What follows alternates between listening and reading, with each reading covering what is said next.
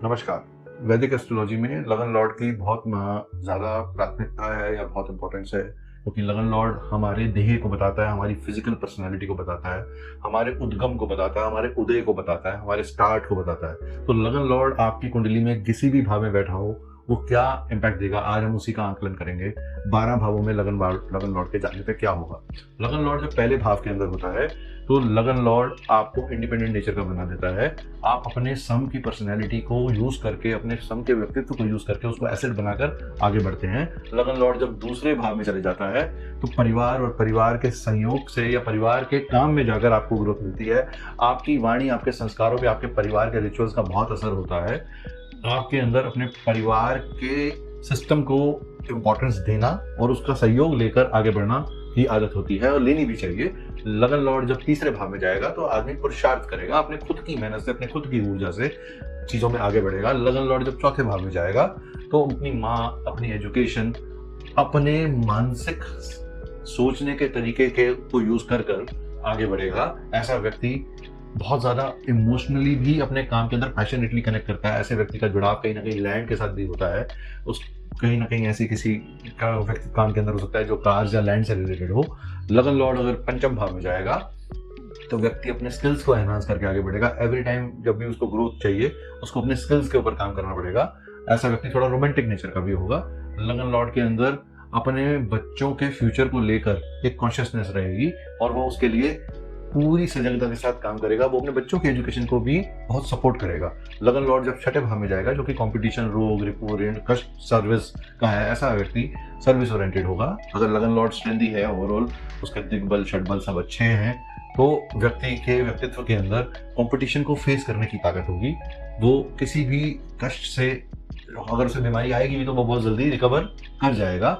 अगर लगन लॉर्ड सप्तम भाव में आएगा, जो कि पार्टनरशिप का है, एसोसिएशन का है, लाइफ पार्टनर का है, बिजनेस पार्टनर का है, तो लाइफ में जब बिजनेस पार्टनर का एंट्रेंस होती है, उससे उसकी लाइफ के अंदर एक मेजर चेंज आता है, ग्रोथ आती है। लगन लॉर्ड जब अष्टम भाव में जाएगा, जो कि रिसर्च का है, चीजों खोजी वृत्ति का है, सडननेस का है, अंतर मन के मंथन का है, तो जब आदमी डेटा खुद एनालाइज करता है, रिसर्च में जाता है, मशीनरीज के साथ काम करता है, टूल्स के साथ काम करता है, सीए हो गया, लॉ हो गया, इस तरह के कामों के अंदर उसका इंटरेस्ट बनेगा। एस्ट्रोलॉजी हो गया, उसके तरीके के कामों में उसका इंटरेस्ट होगा। जब लगन लॉर्ड नवम भाव में जाएगा तो आदमी धार्मिक कार्यों के साथ जरूर जुड़ेगा और साथ में किसी गुरु या गुरु जैसा व्यक्ति, पिता या पिता जैसे व्यक्ति के एडवाइस से आगे चलने वाला व्यक्ति बनेगा। ऐसा व्यक्ति अपने बॉस के साथ तालमेल बैठाकर आगे बढ़ता है। जब लगन लॉर्ड दशम भाव में जाएगा, जो कि स्टेटस का है, फेम का है, नेम का है, तो आदमी अपनी डिग्निटी को बनाए रखने के लिए हर वो कार्य करेगा जिसमें उसकी ओवरऑल डिग्निटी जो है वो बहुत अच्छी बनी रहे और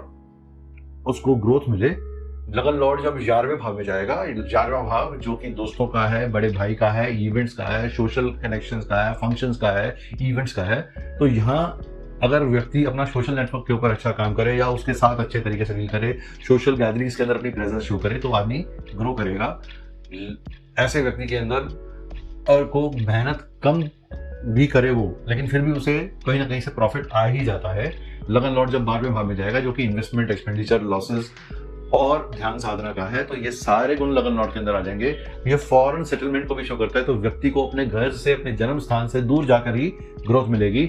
ऐसे व्यक्ति को या तो घर से दूर चले जाए या घर से दूर किसी ऐसी कंपनी के लिए काम करे जहां इन्वेस्टमेंट उसको बहुत लंबे समय तक करनी पड़ती है, या किसी एमएनसी के साथ काम कर रहा हो, लेकिन अगर वो अपने जन्म क्षेत्र को छोड़ दे तो वो बहुत अच्छी ग्रोथ पा सकता है। अगर आपको ये इन्फॉर्मेशन अच्छी लग रही है, आप इस चीज को, इस बारे में और कुछ हमारे साथ जानकारी चाहते हैं, तो लाइक, शेयर, सब्सक्राइब जरूर करिए और कमेंट करिए।